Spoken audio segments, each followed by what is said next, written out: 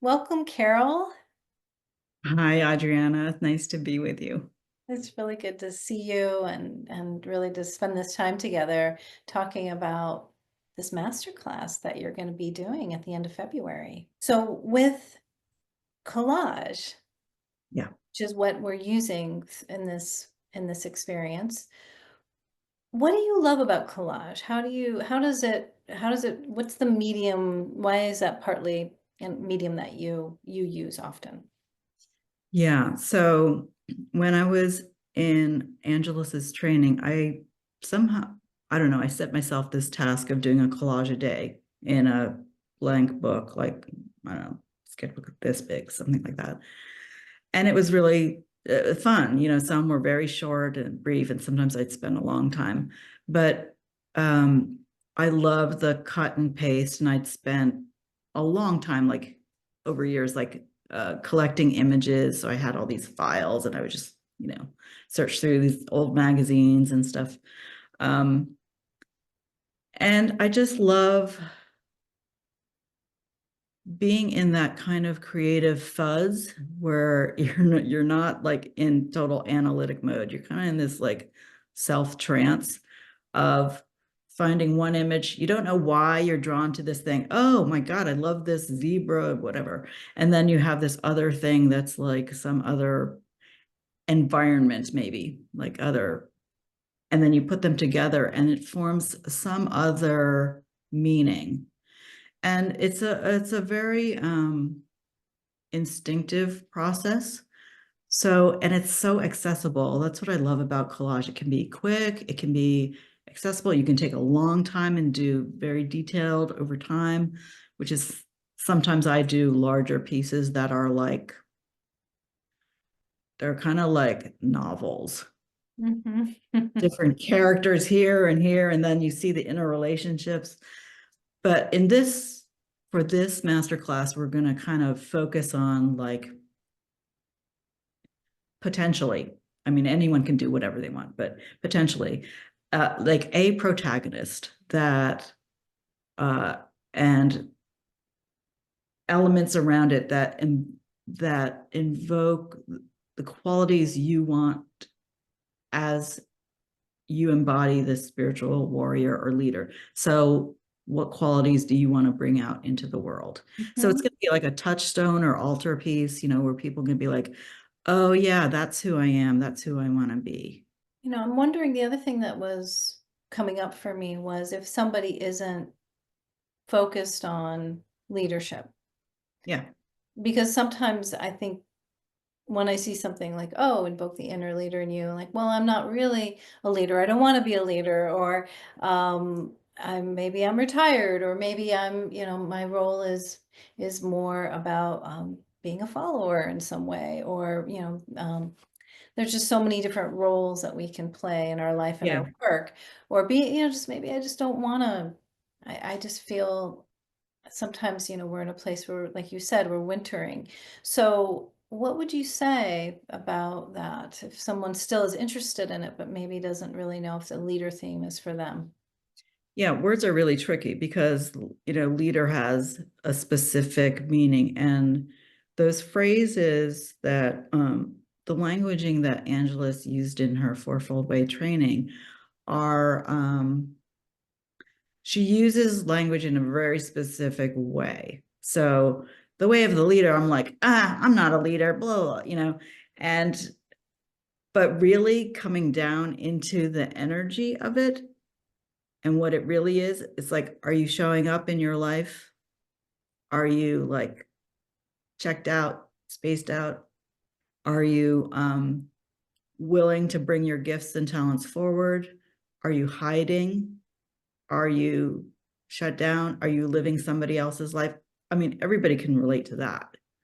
So it isn't necessarily about if you are taking a specific leadership role in an organization or whatever. Everybody has access to this power. And how it shows up in your life is going to be completely different for everybody. So we have to use some word, right? So, I mean, spiritual warrior has a whole different connotation. I really like it because it's like I'm Japanese, and like the samurai tradition is so about this rigor, this training, this discipline, this readiness, this service. It has this whole kind of flavor to it, right? Um, so I don't know. I would say that if you don't think of yourself as a leader, just come and do collage. You might discover something about how you show up, how you want to show up in the world. And also that empowerment you were talking about earlier is that it's a good time to feel like we have agency in our lives. Exactly. It's a very good time. I mean, this is, I think, part of the, I mean, some people say, oh, we get the leaders we deserve, right? And it's, I think that it is really how we don't take on that it is our responsibility to each other and our communities to take care of each other. And we kind of like, oh, someone else will do it. Or I'm doing this and I'm doing my life and somebody else will do whatever. It's like we've lost our connective tissue as citizens. So I think that plays out in, the structures that are political structures. But Yeah, yeah, it's about like affecting change in our lives and being able to be proactive and active rather than again passive. And I think that leadership has, like you're talking about, and also I love the concept of a spiritual warrior. It's about strength. It's and looking at who we are through art.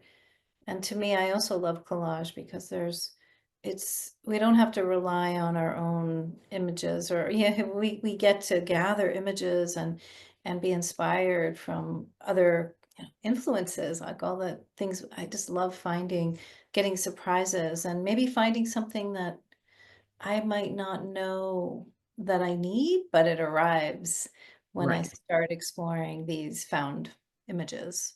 Yeah, and I love that, like, I'm a writer, I'm a fiction writer as well. So, like, I love words and images together because they can tell a whole story. So the collages are like our visual storytelling. So you might have just like one character, but you can then, when the collage is done, you can relate to that character and have an interaction. And that's something I'm going to offer as takeaways too. How do you, once you have a made collage, what do you do with it besides put it up somewhere, but you can have this ongoing dialogue about those qualities you want to embody, the characters that show up, the discoveries you might have that you might not have immediately when you're making it.